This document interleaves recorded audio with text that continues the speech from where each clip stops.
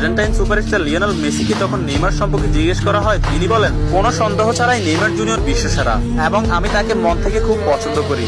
এবং Argentine midfielder Rodrigo D পল বলেছেন, যারা নেইমার জুনিয়রকে ভালোবাসে না তারা ফুটবলই বোঝে না। ফ্রান্সের বিশ্বকাপ জয়ী কিলিয়ান এমবাপ্পে বলেছেন, নেইমার শুধু ফুটবলের রাজা নয়, মহারাজাও বটে। আর্জেন্টাইন গোলকিপার এমিলিয়ানো মার্টিনেজ বলেছেন, আমি নেইমার জুনিয়রের অনেক বড় ভক্ত।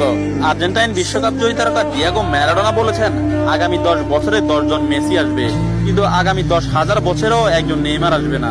হল্যান্ড ও বার্সেলোনা স্ট্রাইকার রবার্ট লেভানডস্কি বলেছেন, নেইমারের মতো ফুটবলার জন্ম নিতে হলে আপনাকে 100 বছর অপেক্ষা করতে হবে। তাছাড়া ইংল্যান্ডের প্রিন্স ডেভিড বেকহাম বলেছেন, আজ পর্যন্ত এমন কোন ফুটবলার আমি দেখিনি যার ভেতর নেইমারের মতো ফুটবল আইকিউ আছে, এবং ফুটবলের ক্ষেত্রে কেউই নেইমারের লেভেলের নয়, সে দুর্দান্ত। এবং আর্জেন্টাইন বিশ্বকাপ জয়ী তারকা অ্যানহেল ডি মারিয়া বলেছেন, নেইমারের সাথে যে কোনো প্লেয়ারের তুলনা করা অপরাধ। ফ্রান্সের বিশ্বকাপ জয়ী তারকা কারিম বেনজেমা বলেছেন, যারা নেইমারকে নিয়ে সমালোচনা করেন তারা ফুটবল বোঝেন না। ম্যানচেস্টার সিটির কোচ পেপ গার্দিওলা বলেছেন,